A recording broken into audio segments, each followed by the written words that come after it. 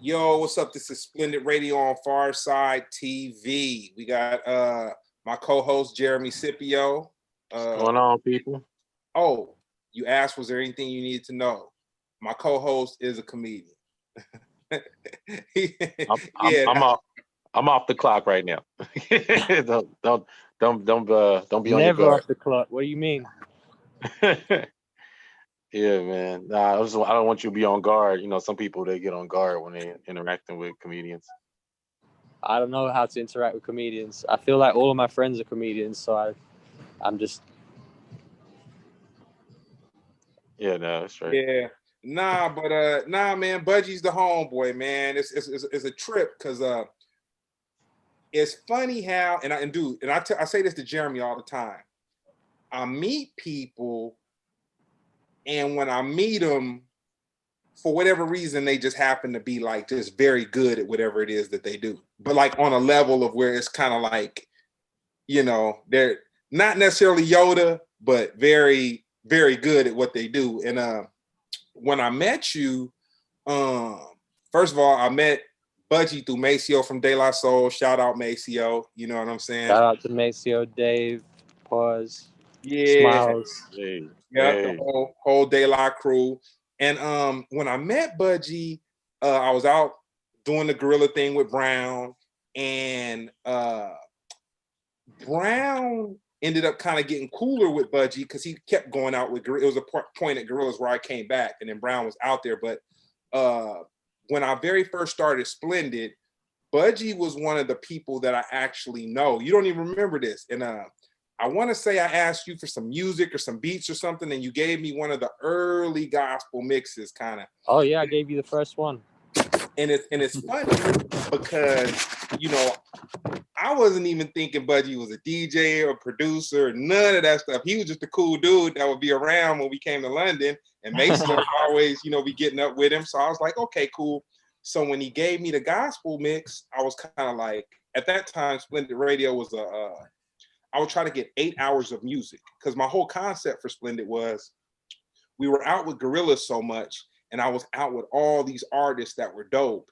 And I was like, man, what if I could just get MP3s from them and just play it on my site and promote it? And so that is where this evolved to, Budgie. So it started off where I was there. I was around at the start. Yeah. Nah, that was dope. Jason. And the funny thing about it though was that when he gave me the gospel mix before I listened to it, I was kind of like, man, Budgie I asked him for something and he just gave me anything, you know what I'm saying? And then I started listening to it and I was like, damn. I was like, how does a dude in London put his finger on the pulse of like some African American historical, cultural, religious music? It's like it's just amazing to me, because that's something that if someone would have tried to teach it to you, they probably wouldn't have been able to teach it to you. It was just something. I wouldn't be able to learn it from anyone, because it's just like you're just finding things. It's your own journey. That's how I am with music. It's like everything is like I have to. People can like give me hints to go in different directions, but I really have to go there on my own. You know, people can show me dope things, but it doesn't mean I'm necessarily gonna go and spend the time that I spent on gospel, but I'll appreciate it. But then I don't know, I just had a few hints of like other songs that I liked and other producers that were doing it, like Alchemist, and I found a few things, and from there it was just like I want to find more. If I found these, there has to be more, and there always was more, and there's still more to this day. And I've been doing it for 10 years, so. But yeah, when we met, that was the first gospel mix, Gospel According to Budgie 1, and that was in 2010. But really what I'm talking about getting into things, really how I got into it is my cousin is from Chicago. My whole mother's side of the family is from Chicago, so I would go there and stay there. And then my cousin Mike, he was a little older than me, and he had a car, and he would drive me around to record shops, and he was driving me around to these record shops on the west side of Chicago and the south side. Then he drove me to Detroit. We drove all across America in 2010, and we hit like DC, New York, Baltimore. We were in South Carolina, then we went to Detroit, and then Chicago. And each place I was just finding different gospel records, but I wasn't finding that many. It was just like finding a few ones while I was looking for other things. I was really on the hunt for boogie records because I was into like the Dame Funk style, 80s boogie funk, and then just ended up finding some gospel. And then from there, I had this pile of records, and I was like, what should I do with them? I didn't really know how to make beats with them because everything was so live sounding. So I was like, let me just make a mix. And then that was the mix that I gave you. That mix was dope, man. That mix was played many a Sunday at the house. You know what I'm saying? At the house to a nice breakfast. Yeah, a nice breakfast. So tell me this, at what point, because, well, first of all, we got to bring everybody else up to speed. Your father owned a record shop. You were brought up around records. So yeah, that's why I was just a geek of music in the first place. That was why, you know, I was getting into all these different kinds of music and going beyond like the regular music that people were listening to in London. Yeah, as a matter of fact, the time before I saw you at the Cannabis Festival out here, I saw Budgie at one of the most obscure places ever. Didn't even, I still got that picture, on the island in Croatia at Fat Philly. Oh yeah, that was where I met, who did I meet there? I thought I met J-Rock there, but no, I met him in London. But yeah, that was a good trip. J-Rock was out there at the same time. Yeah, no, that was because I want to say you were Benji B dropped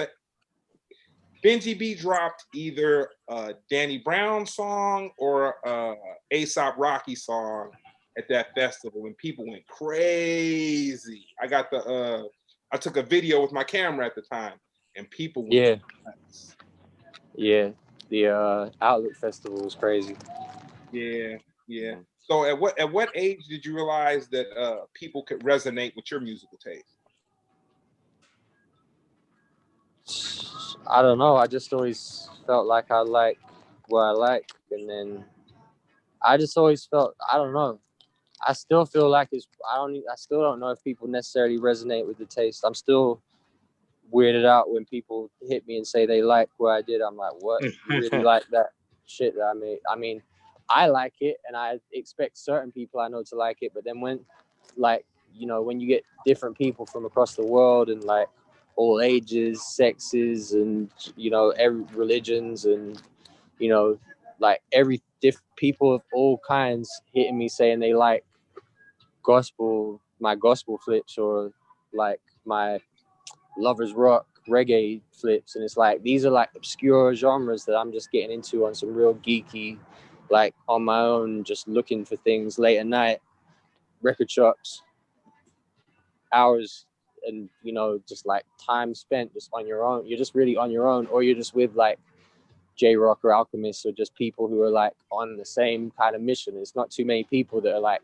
as obsessive about music. So when you obsess over this music and then people say they like it, it's just always a trip. So in middle school, did you think you were the hardest rapper, or you were part of like the hardest group? I mean, I actually did think I was the hardest rapper, and that's really a secret though, because I don't rap anymore, and I haven't rapped for about however long, 15 years. But I actually did think I was the hardest rapper, but I probably wasn't the hardest rapper. I do remember I had a battle in school, and that shit felt like 8 Mile. I felt like I was in like. You still got a flow memorized? I mean, I could still flow. I could still help people like write bars and all that shit, but yeah, he can still accept the check. You know what I'm saying? Like, I'll help people write, and I'll help people come up with flow. I can always hear a flow when I hear a beat. I can always hear like who would sound good on a beat. I just feel like I don't have nothing to say, so it's like, why am I gonna rap? What was the popular music group going on while you were in like middle school? Like, what music was going on? What's middle school? So that's my question, actually. Okay. So like, what age is middle school? 13, 14 years old. So isn't that high school? Nah. Or isn't that junior high school? Yeah, junior high, yeah. So junior high, everyone was into So Solid Crew, which is like they weren't even grime. They were like old school garage. They were like a garage crew, and they were like rapping over upbeat, like 140 BPM type of like like crazy flows. That's what everyone was into, and I wasn't into that though. I was just listening to Gangstar and Tribe, and I was listening to Gangstar, Wu-Tang, Tribe. I was just Slum Village. I really got Slum Village when that came out in like 1998 or 9, and I was listening to that when I was like 11, 12. So that was what I was listening to, but no one else was listening to that. And I had to like trick my friends to listen to Slum Village because it had the Busta Rhymes feature. So I was like, nah, this is cool. It's got Busta Rhymes on it. But everything else, people were like, what's this? People didn't want to listen to Gangstar. It was like, yeah, it was really like the old school garage sound. Mm. Did you go to school with any rappers or producers or any other performers? Musicians, anything? I mean, loads of people were, but I'm trying to think. No one in my school that I can think of now who's like well known or anything. Mm-hmm. But I mean, there's a lot of people who I was around when I was young and just learning with, who are now kind of like one of my close friends who I learned to make music was K Tempest, who's like they're a real renowned poet, and they work with Rick Rubin, and we were like making music a lot. And then I mean, we like that was literally just when I was young and learning. But who else? I don't know. There was a lot, like the people from my area were like, there's this producer called Darky Freaker who he does a lot of stuff with this group called Places and Faces. Well, it's like a brand. Sorry, my boy Cisse runs this brand, and Darky Freaker like DJs with them, and he's produced for Danny Brown, and he's produced a lot of big grime tracks in London, like Temper T and all these like. Yeah, there's always people around, but it's like never. Yeah, I didn't come up around any like huge stars or nothing. Oh wow! And neither am I, so it's like it's all good. If you had to pick a genre, would it be R&B, gospel, or hip hop? You said what? If you had to pick a genre as your favorite music, your favorite style. I mean, I don't know if I could pick a favorite because it's just they're all really. I'd say probably R&B or just soul, because soul encompasses gospel and R&B and hip hop really. So absolutely, that's how I beat your question. Who influenced you the most? It depends in what though. Well, we always go existential as you would like, but it could be as being life, but preferably like just in music. In music, I mean, probably my dad, because he has the record shop still to this day. I worked in the record shop. He put me onto jazz. He had the Pharcyde records. He had the Pharcyde CDs. That was one of the first hip hop CDs that I, like when he brought home Lab Cabin. I loved that album, and I loved that album so much that I made him then. I was like, what else do they have? And he was like, oh, they had an album from before. And I made him bring home Bizarre Ride. And he had the Running 12, and I would always go through his records, and because all his records were mixed up, so it would be like blues and jazz and reggae and all this stuff, and then you would see like the Pharcyde album cover, and that it was like, whoa, this looks different. Or I would find like Biz Markie album, even when I was young, I would see like Biz Markie and like all different. He had Biggie as well, so it's like he showed me so much Tribe. All of those I learned just from like either him playing it or me just going through his collection. I was really digging through his collection before I could go to a record shop. So that's really my biggest influence in jazz, and all of the types of music I love. The foundation comes from him. Yeah. Sorry, go ahead.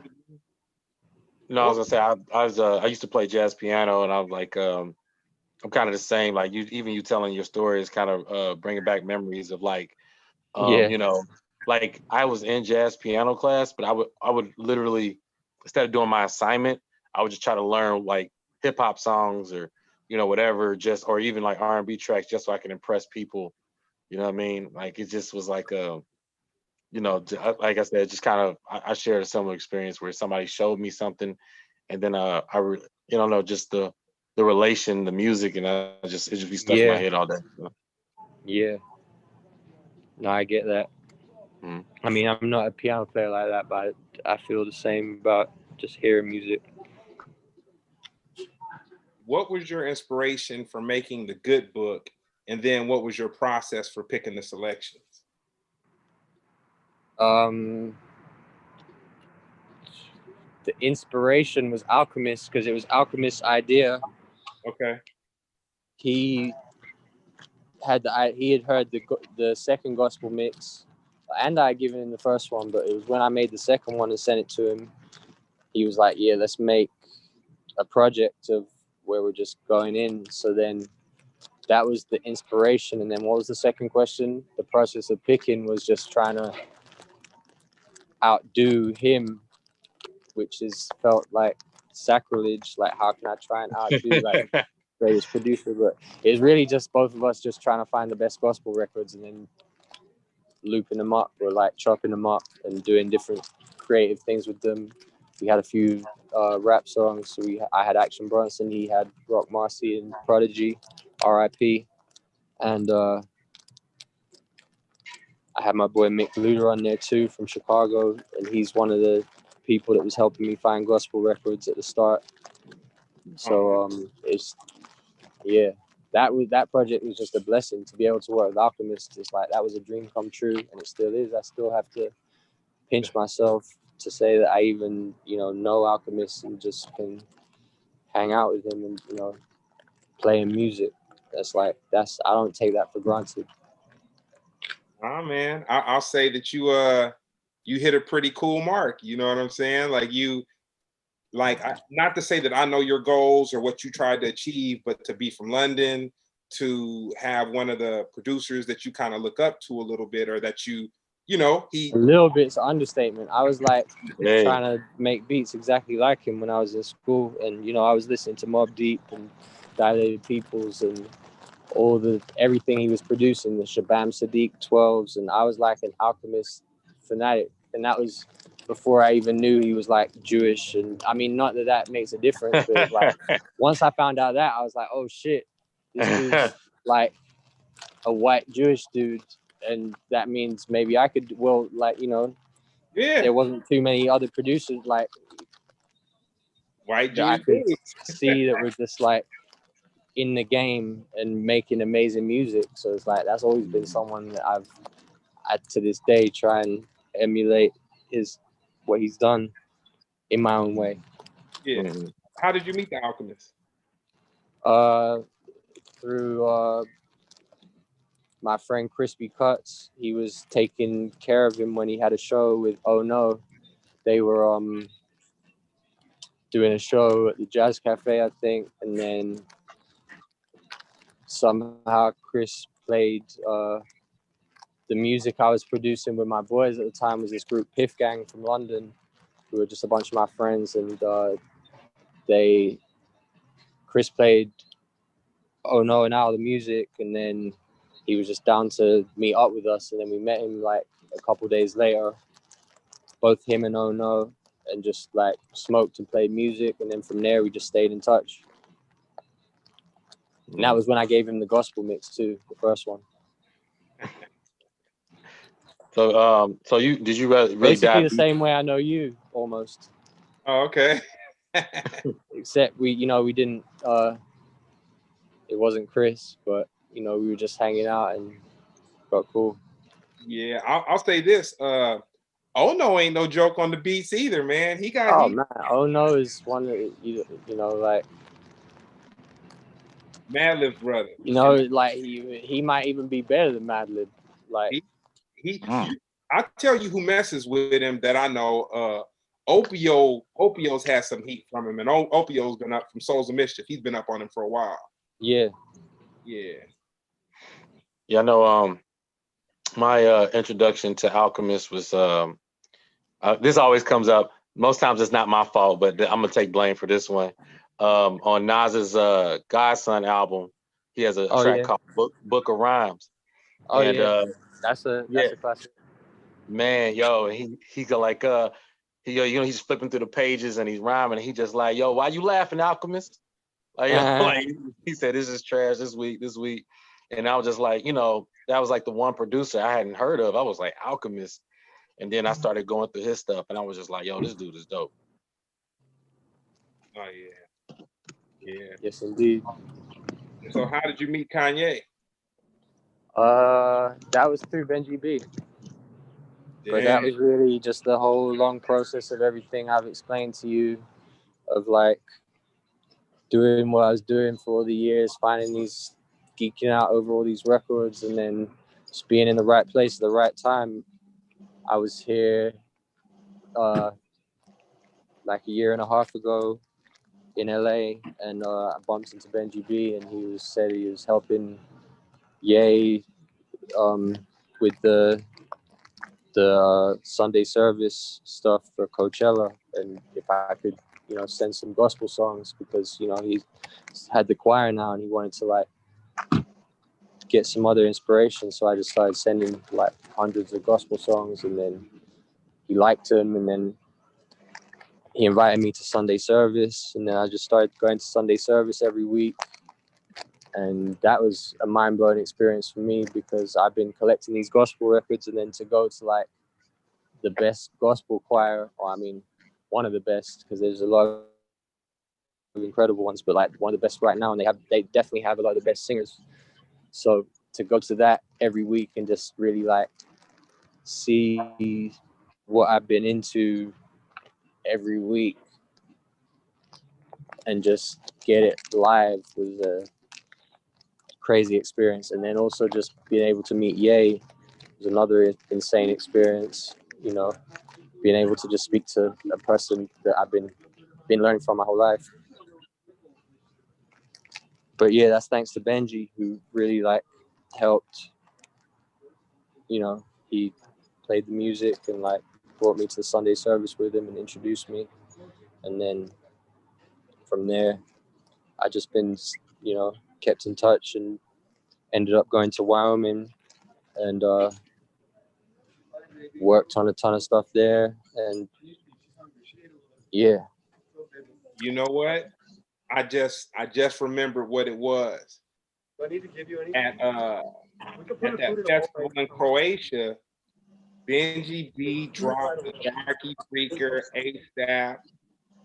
It was either the Darky Freaker ASAP or Danny Brown remix, and they went crazy. I can't remember. It was the Darky Freaker and Danny song. That was the one that was cracking at that time. They went nuts, man. Yeah, that's one of my boys that I was telling you about. He's from my area, so yeah. How'd you meet Action Bronson?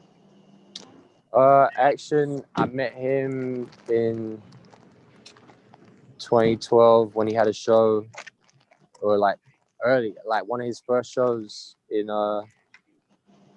UK, and my boys Piff Gang were supporting him, who I produced for, and then we all just met Action, and yeah, since then we just been cool. And then I kind of like bumped into him again once I moved out here and was over at ours a lot. So. Mm-hmm. So I've been going on and on about the gospel music, because I guess that's because that's the music that you sent me, and I just kind of got stuck there. But under that, you said you said Lovers Rock. You said you do some Lovers Rock mixes. I mean, I did a project of all Lovers Rock flips, which was called Panty Soakers 4. And then I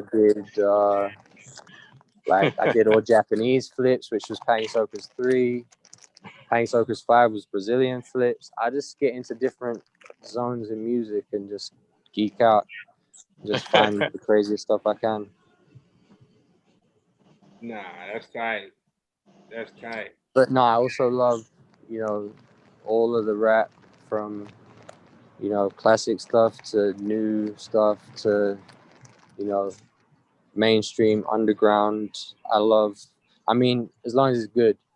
I just like to find the good stuff wherever that's at, and I find you can find that in all places, or most places at least. So how often do you go digging? Now these days, not much because of everything in the world. But actually, we went digging the other day, a couple weeks ago. Me, J Rock, and Al went to a record shop that I won't name. Yeah. No, I got a boy. Really, I'm just digging online. Really, I'm just digging on Apple Music. I'm digging on YouTube. I'm digging on same place everyone else is digging. I'm just digging on Discogs and buying records off there. But YouTube and Spotify, Apple Music, just all the digital stuff. There's so much to be found, and to, you know, there's never a lack of things in this day and age. You're not a purist where you feel like, oh man, I gotta have the vinyl, or no. No, I mean, I love vinyl and I'll never like stop that, but I'm not a purist where I have to have it. If it's just like one way to get it and it's like YouTube, I mean, I'd prefer to get better quality than YouTube, but if that's the way, you know, I just want to be able to hear the music, because that's the important part, to be able to hear the music.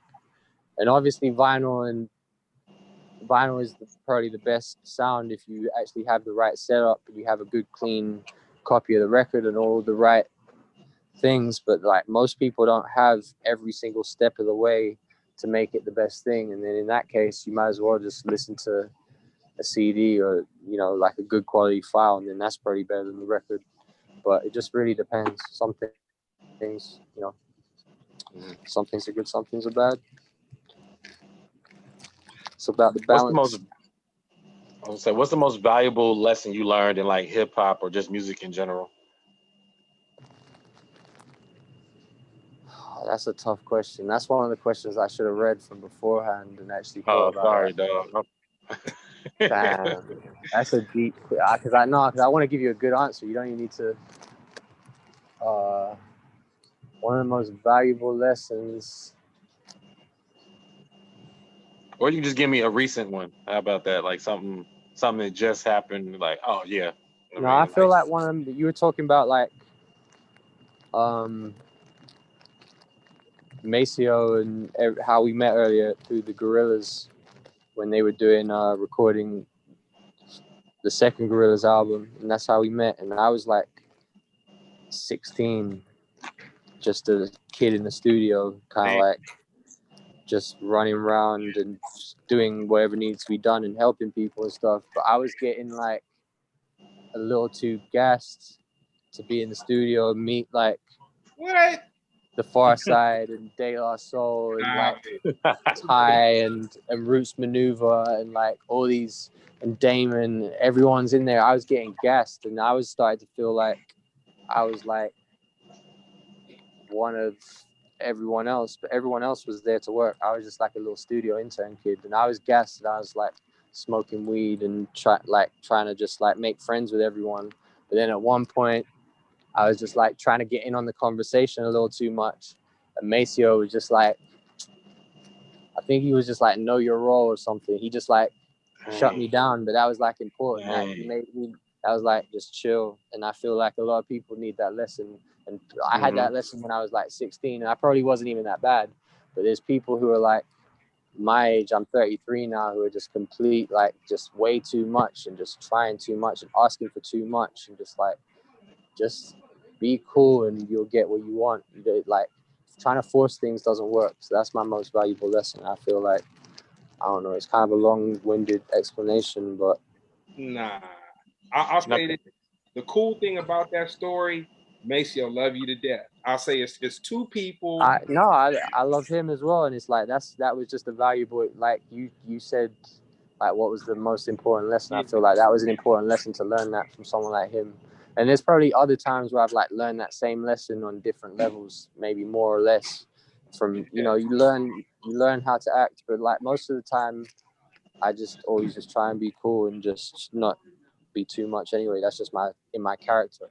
Well, So no, man, I'm glad. I'm definitely glad you're around because it's two people that Maceo turned me on to, and I'll say that he came with Too Cool.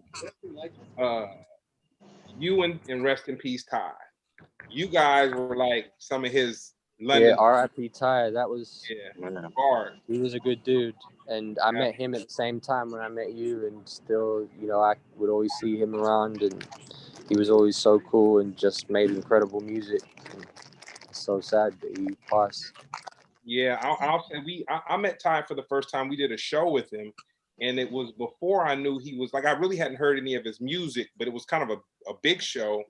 And the thing that tripped me out was I saw him as a rapper after the fact, but the show I saw, he was singing and it was a bunch of people on stage. It wasn't like a hip hop thing. It was like Yeah, but he was like he always been making like real music, and if you go and listen to his album, he was like.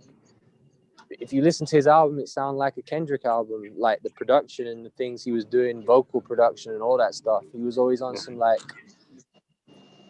I mean, almost in the same way that the Pharcyde were ahead of their time with all the instrumentation on the album and just different, yeah, like doing harmonies and melodies and all that stuff. It's like he was always something more than just a rapper. yeah, definitely. Yeah, definitely. I was like, when I found out he was a rapper, it was just kind of like, okay, he does it all. You And know? he's a producer too, and he had crazy analog synthesizers and gear, and he's just a music man. If you had your choice right now, who would you want to reach out and work with? If you had your choice of just whoever. And the reason I'm asking is because I know I'm probably not going to be able to interview ever again. So I'm asking every question. I'm asking everyone. Right? Who to work with? If I could work with anyone, man, that's one of the tough questions as well. Who do you? Because it's like I'll make it easy for you. Who do you think is dope right now? I always forget when people ask me these things. I always forget, but I don't know who I'd want to work with.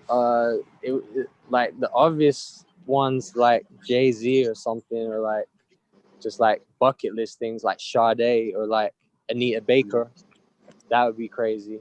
I think you can get Jay-Z. Those, but I like that would just be vain. That would just be me wanting to just like do those things. I don't even know if that would be the best music. I'm trying to think of someone who would like make an amazing song with that I could reach out to if I could reach out to anyone.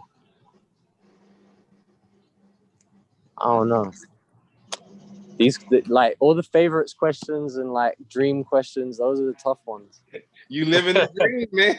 That's all that is. Yeah, no, that's the other thing. It's like to be able to say I've produced a song on a Kanye album, that's one that would have been one of the ones. Like doing a thing with Alchemist, that would have been one of the ones. I just did a beat for Dom Kennedy. He's one of my all-time favorites. So Dom tight. Yeah. Yeah. Yo, so can you explain to us what grime music is? I was on Sway in the Morning one time, and he asked me the same question. And it's like I gave a whole good answer on that one. So I feel like people should go and find that interview and see what I said on there. Because I broke it down in depth, and I'm not even a grime guy like that. Like I love some grime, but it's like I don't know the deep history like some of my friends that might be watching this. So any of my friends that might be watching this that want to go and see me make a fool of myself trying to explain grime, go and watch the Sway in the Morning thing. You can see me. But no, I like grime is just a UK music. It's like up tempo. It's people were making it on Fruity Loops or like Music 2000 on the PlayStation when it first came out, and it just like developed into like a real sound. You know how like sounds develop out of their limitations. So grime's definitely a sound that developed out of limitations, but people were flexing with those limitations and doing crazy things and coming up with crazy flows. But I feel like it's influenced by a lot of things. It's influenced by the old school garage stuff, which is like So Solid, who I talked about. They were big when I was in middle school. But then it's also, grime's also influenced by stuff like Timberland and like 3-6 Mafia and like US stuff like trap, early trap, and like South music, where they like got that kind of tempo, and where even some of those kind of synth sounds, or like West Coast synth sounds, like Dizzy Rascal. He was one of the first people in London or in Europe probably that was a fan of Nipsey. He had a interview on Jonathan Ross show in like 2008, and Jonathan Ross was like, "Who's your favorite rapper?" And he was like, "Oh, I love this dude named Nipsey Hussle." And that was way before Nipsey was anyone. So grime has always been like, and Dizzy also has a close relationship with like Bun B and stuff like that. So it's like grime and the Southern and West Coast, grime and regional hip hop, let's say, not so much New York hip hop. Grime and regional hip hop has a close relationship, which I don't know how many people talk about that. They'll probably tell you. I'm just saying this as like an outsider. But I definitely grew up around a lot of grime. I seen how like Wiley invented it, and I remember when Dizzy got signed, I was doing work experience for XL Records, and so I was definitely around grime. But it's just never been my sound. Nah, I respect it and like it. But then I came here because I was, my sound's always been more like soul and hip hop and jazz, and I don't know. Yeah, what I like about it is they flip. It's very witty. Like it's like rap. It's not like how people talk about lyrical rap. It's like not a bunch of gibberish, and it's really witty. And then I like when they mix it up with like the little the Jamaican accent, like the patois. They can flip it back and forth. Yeah, so it's a mix of like the South shit, the dancehall kind of vibe. That's definitely a big influence, like dancehall and like garage and like all these different kinds of music just blended, and it's really Wiley who invented it. Nah, that's dope. So your top 3 MC. This is another one of those questions. It's like top 3 MCs. Snoop. Hey, wow. Snoop. ODB. And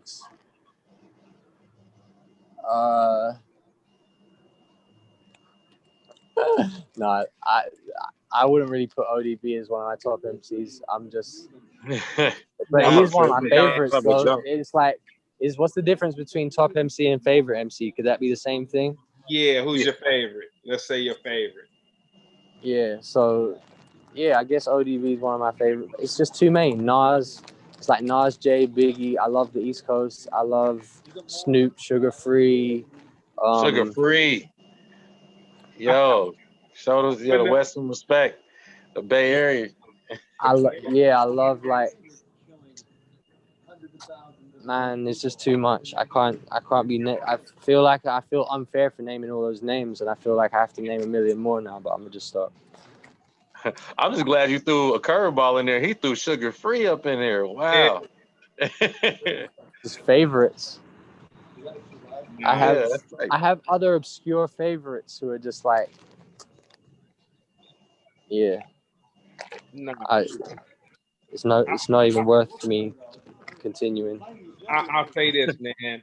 I appreciate you, Budgie, tapping in. I know you're in the studio session.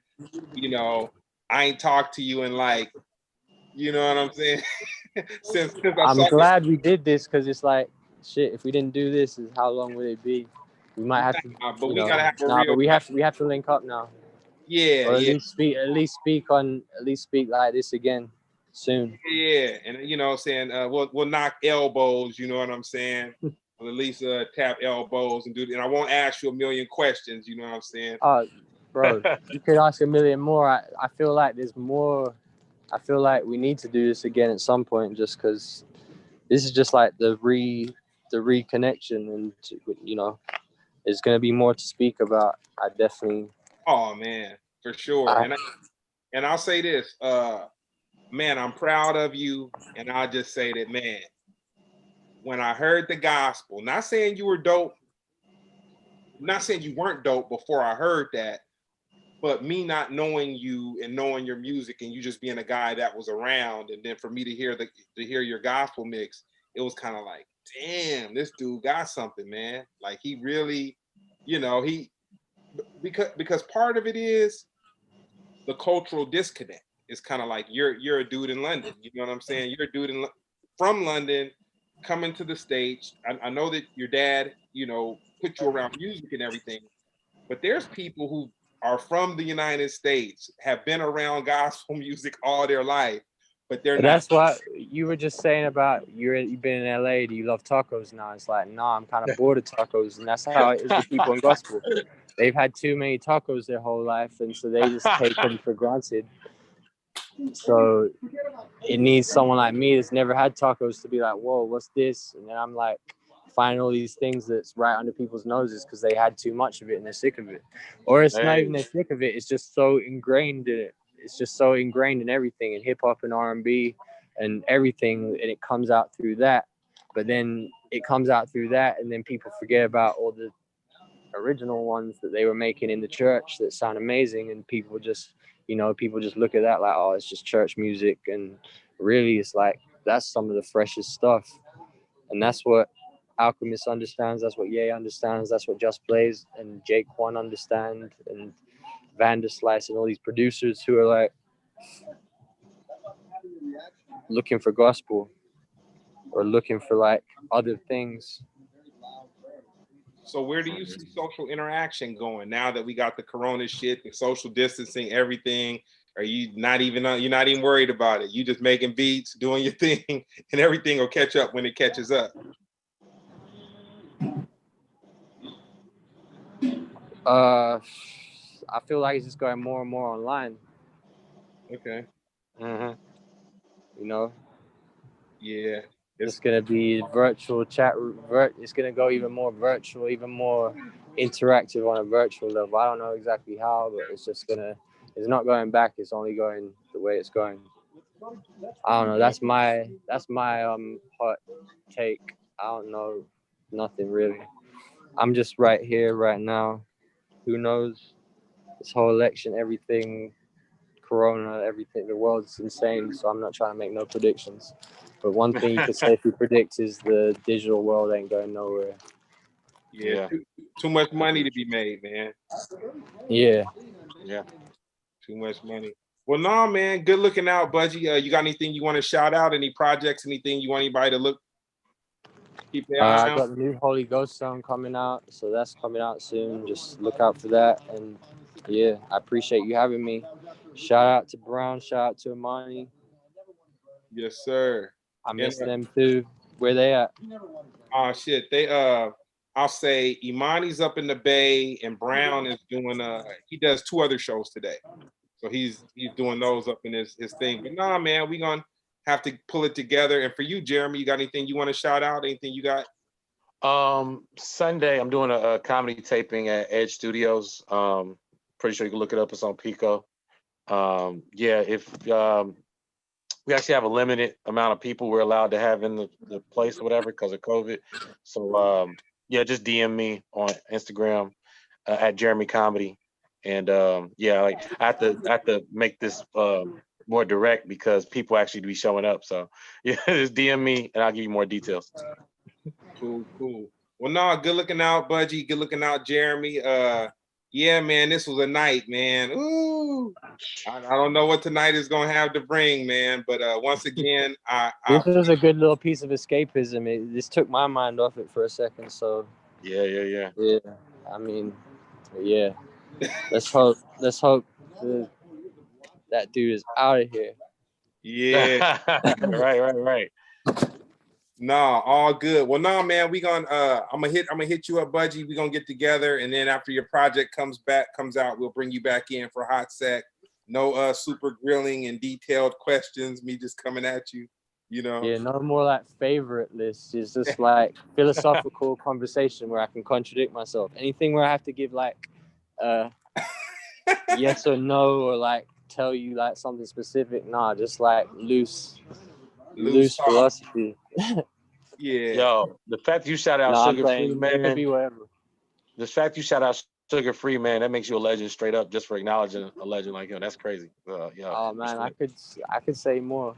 I like all the new stuff like Draco and Greedo and like all the like the new like ahead of the beat kind of flows and everything, you know. Like I just love West Coast shit. I feel like Sugar Free is really the godfather of all that.